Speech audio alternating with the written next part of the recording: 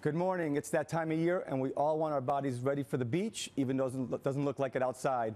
I've invited a colleague of mine who invented this great piece of fitness equipment that's going to help us tighten those areas that we really look for at this time of year, which is the belly, the glutes, the thighs. And this is Christie.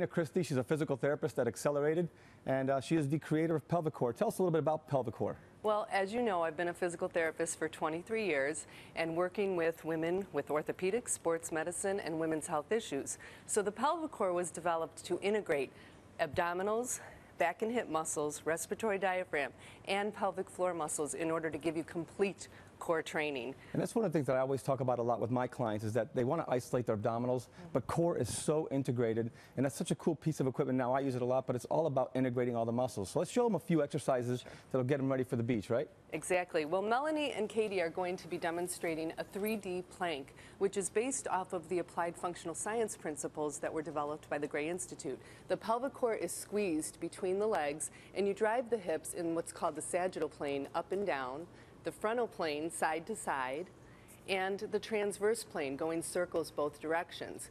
We cause internal rotation when we squeeze the ball, which activates the pelvic floor muscles. Then we go ahead and take the legs wide. So you can do the same exercises, now just instead of squeezing, we're going out, right? And we're giving resistance against the band. And even if Katie's not using a Pelvicore, she can drive her hips, again, forward, backward, side to side, and in the transverse plane in order to three-dimensionally train that core and integrate those pelvic floor muscles. So that's a good plank, and we're not keeping them still, we're just moving them around. Let's go ahead and flip over and do some other exercises as well.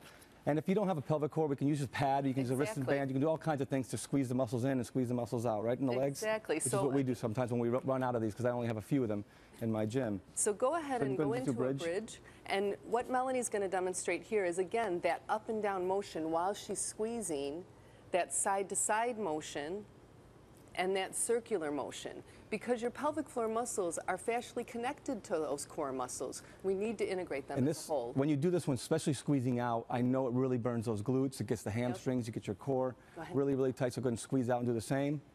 And there's a million exercises you can do with this. We do squats, they can do crunches, so go ahead and go into your crunches, ladies. You can do double crunches.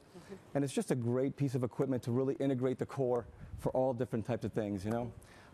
Tell us about your website. I know you want to give a special offer for these. Well, yes, we are giving a special $10 off from mail@pelvicsolutions.com. But I just wanted to mention about the fact that women, 1 in 3, have pelvic floor dysfunction. If we integrate the core training, you want to get the most out of your core training, which means integrate three-dimensional motion.